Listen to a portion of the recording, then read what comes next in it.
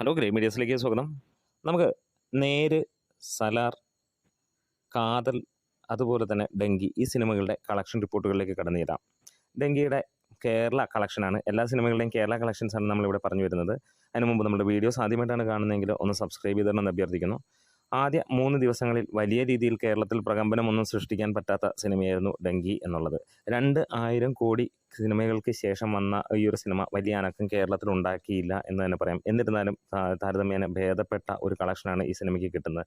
വളരെ കുറഞ്ഞ ഷോസാണ് സിനിമയ്ക്കുള്ളത്. ആദ്യ ദിനം ഏകദേശം 46 ലക്ഷം രൂപയാണ് ട്രാക്ഡ് കളക്ഷൻസ് വന്നത്. അതായത് ഏകദേശം 1 കോടിക്കടുത്ത് അല്ലെങ്കിൽ 80 ലക്ഷത്തിനടുത്തൊക്കെയാണ് ഈ സിനിമയ്ക്ക് കളക്ഷൻ വന്നത്. രണ്ടാം ദിവസം ഏകദേശം 20 ലക്ഷം രൂപ മാത്രമായിരുന്നു ട്രാക്ഡ് കളക്ഷൻസിൽ വന്നത്. അതായത് ഏകദേശം 40 ലക്ഷം രൂപയോളം വന്നു സിനിമയ്ക്ക്.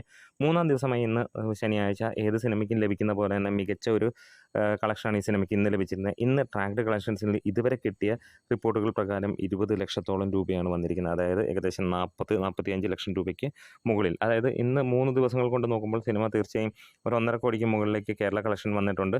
ട്രാക്ഡ് കളക്ഷൻസിൽ നിന്ന് മാത്രമായിട്ട് 85 ലക്ഷത്തിന് മുകളിലാണ് പറഞ്ഞു വരുന്നത്.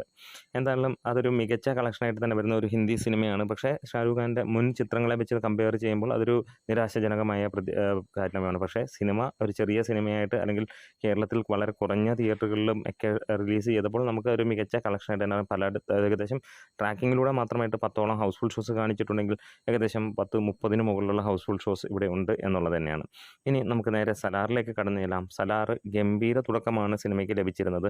കേരളത്തിൽ മാത്രം ഒരു ആവറേജ് റിപ്പോർട്ട് ലഭിക്കുമ്പോൾ വേൾഡ് വൈഡായിട്ട് സിനിമയ്ക്ക് മികച്ച പ്രകടനം തന്നെയാണ്. ആദ്യ ദിനം തന്നെ ഏകദേശം 170 കോടിക്ക് മുകളിലാണ് സിനിമ കളക്ട് ചെയ്തത്. 2 ദിവസങ്ങൾ പിന്നിടുമ്പോൾ വേൾഡ് വൈഡായിട്ട് സിനിമ 300 കോടിക്ക് മുകളിലേക്ക് എത്തി എന്നുള്ളതാണ് ഹൈലൈറ്റ് ആയിട്ടുള്ള കാര്യം. പക്ഷേ കേരളത്തിൽ മറ്റ് സിനിമകൾ അല്ലെങ്കിൽ മലയാള സിനിമയെ മാത്രം മുന്നോട്ട് കൊണ്ടുപോകാനായി വലിയ രീതിയിൽ ശക്തമായിട്ടുള്ള ഡീഗ്രേഡിങ് നടക്കുന്നു എന്നുള്ളത് ഉറപ്പിച്ച് തന്നെ പറയാൻ കഴിയുന്ന കാര്യമാണ്. കാരണം ബാക്കി എല്ലാ സ്ഥലങ്ങളിലും അതിഗംഭീരമായി പോകുന്ന സിനിമ ഇവിടെ പൃഥ്വിരാജ് എന്നൊരു നടനെ ബേസ് ചെയ്തിട്ടല്ല ഈ സിനിമ വന്നത്. എന്തായാലും പ്രശാന്ത് നീൽ എന്ന സംവിധായകനെ ബേസ് ചെയ്തിട്ടാണ്. അത് അന്യഭാഷകളിലല്ല അല്ലെങ്കിൽ ആ കേരളത്തിന് പുറത്തെല്ലാം സാറ്റിസ്ഫൈഡ് ആയിട്ട് തന്നെയാണ് പോകുന്നത്. ആദ്യ ദിനത്തെ കളക്ഷനിലേക്ക് വരികയാണെങ്കിൽ ഇവിടുന്ന് 3,44 ലക്ഷത്തോളം രൂപയാണ് ഇതിന് കേരള കളക്ഷൻ മാത്രമായിട്ട് വന്നത്. അതും 40 മുകളിൽ ട്രാക്ഡ് ഹൗസ്ഫുൾ ഷോസ് ഉണ്ടായിരുന്നു. അതായത് നമുക്ക് ഏകദേശം 6 കോടി അല്ലെങ്കിൽ 5 കോടിക്കടുത്താണ് ഇതിൻ്റെ കളക്ഷൻ വന്നത്. 5-ന് മുകളിലാണ് ഇതിൻ്റെ കളക്ഷൻ വന്നിരിക്കുന്നത്. രണ്ടാം ദിവസം വലിയ രീതിയിലുള്ള ഒരു ഇടിവ് നമുക്ക് കാണാൻ കഴിയുന്നു. അതായത് ഇതുവരെ ഉള്ള ട്രാക്ഡ് കളക്ഷൻസ് ഏകദേശം 1000-നടുത്ത് ഷോസ് ട്രാക്ക് ചെയ്യുമ്പോൾ 40% ഒക്യുപ്പൻസി ഉണ്ട് എന്നുള്ളതാണ് ഹൈലൈറ്റായി നിൽക്കുന്നത്.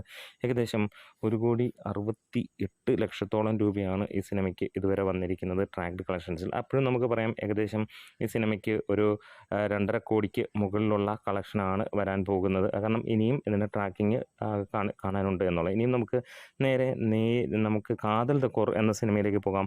ഇപ്പോൾ കാതൽ ദ കോർ അധികം ആരും കേൾക്കുന്നില്ലെങ്കിലും 31-ാം ദിവസവും സിനിമ തിയേറ്ററുകളിൽ ഓടുന്നു എന്ന് തന്നെ നമുക്ക് കാണാൻ കഴിയുന്നു. വളരെ കുറച്ച് ഷോസാണ് ട്രാക്ക് ചെയ്യപ്പെടുന്നത്. പക്ഷേ ഉള്ള ഷോസിൽ നമുക്ക് നല്ല ലെവലിലുള്ള ഒക്യുപ്പൻസി കാണാൻ കഴിയുന്നു. ഏകദേശം 50-60% ഒക്യുപ്പൻസി.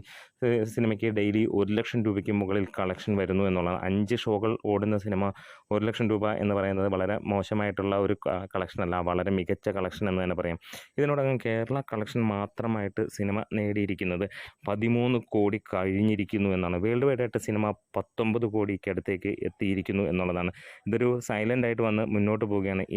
അതായത് ഇന്നലത്തെ കളക്ഷൻ വെച്ച് നോക്കുമ്പോൾ 200% ഈ സിനിമയ്ക്ക് കളക്ഷൻ വന്നുകൊണ്ടിരിക്കുന്നത്. ഇനിയും ഷോകൾ ട്രാക്ക് ചെയ്യാനുണ്ട്. ഏകദേശം 21ഓളം ഷോകളാണ് ട്രാക്ക് ചെയ്യാനുള്ളത്. അങ്ങനെ നോക്കുമ്പോൾ മികച്ച രീതിയിലുള്ള ഒരു കളക്ഷൻ തന്നെയാണ് സിനിമയ്ക്ക് മുന്നോട്ട് കൊണ്ടുപോകാൻ കഴിയുന്നത്. ഇനി നേര്, ഏറ്റവും ഹൈലൈറ്റ് ആയിട്ടുള്ള സിനിമ നേര് തന്നെയാണ്. മോഹൻലാൽ എന്ന നടൻ്റെ ഒരു സിനിമ വരുമ്പോൾ തീർച്ചയായും മലയാള ഫിലിം ഇൻഡസ്ട്രി ഉറ്റുനോക്കുന്നത് അത് തന്നെയായിരിക്കും. കാരണം ബാക്കി ഏത് താരത്തിനും മുകളിലാണ് മോഹൻലാലിൻ്റെ നേര് എന്ന സിനിമ ഇപ്പോൾ പെർഫോം ചെയ്തുകൊണ്ടിരിക്കുന്നത്. ആദ്യ ദിനം ഒരു ചെറിയ സിനിമ എന്ന ലെവലിൽ വന്നു.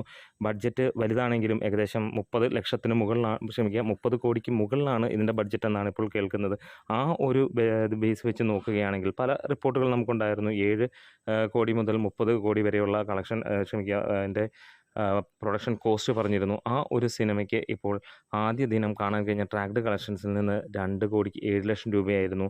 അതായത് 3,04,00,000 രൂപ എന്നുള്ള ഒഫീഷ്യൽ കളക്ഷൻ റിപ്പോർട്ടുകൾ വരികയും രണ്ടാം ദിവസം 1,50 കോടിയിലേക്ക് ഇടിയുന്ന ഒരവസ്ഥ ഉണ്ടാവുകയും നമുക്കറിയാം സ്വാഭാവികമാണ് ആ ഇടിവ്.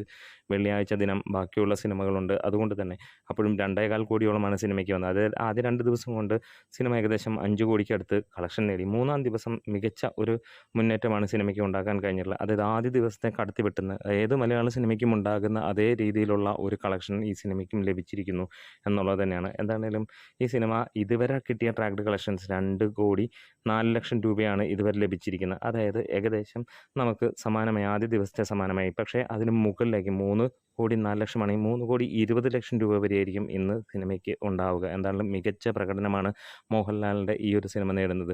ഒരുപാട് പരാജയ ചിത്രങ്ങൾ 5 വർഷത്തോളം കണ്ടിന്യൂസ് പരാജയ ചിത്രങ്ങളുണ്ടായ മോഹൻലാലിന് ഇതൊരു ആശ്വാസ വിജയമായി മാറട്ടെ. അതിനുവേണ്ടി എല്ലാവരും പ്രാർത്ഥിക്കുകയും എല്ലാവരും അതിനുവേണ്ടി പിന്തുണയ്ക്കുകയും ചെയ്യുന്നു. നമ്മൾ കണ്ടു മമ്മൂട്ടി പോലും അതായത് അദ്ദേഹത്തിന് ആശംസകൾ അർപ്പിച്ചുകൊണ്ട് വിജയിക്കാൻ വേണ്ടി പറയുന്നു. ഒരുപാട് ആരാധകരും സാധാരണക്കാരും മോഹൻലാലിനൊരു പടം വിജയിക്കാൻ വേണ്ടിയിട്ട് അങ്ങനെ ഇറങ്ങുന്നു എന്നുള്ളൊരു കാര്യം. എന്താണ് ഹാർഡ് കോർ ഫാൻസിനെ തള്ളിമാറ്റി സാധാരണ ജനങ്ങൾ ഈ സിനിമ ഏറ്റെടുക്കുമ്പോൾ ഇതൊരു വലിയ വിജയമായി മാറിക്കൊണ്ടിരിക്കുന്നു എന്നുള്ളതാണ് എടുത്തു പറയാനുള്ളത്. നമ്മുടെ വീഡിയോസ് ഇഷ്ടമായെങ്കിൽ സപ്പോർട്ട് ചെയ്യണം. Great medias.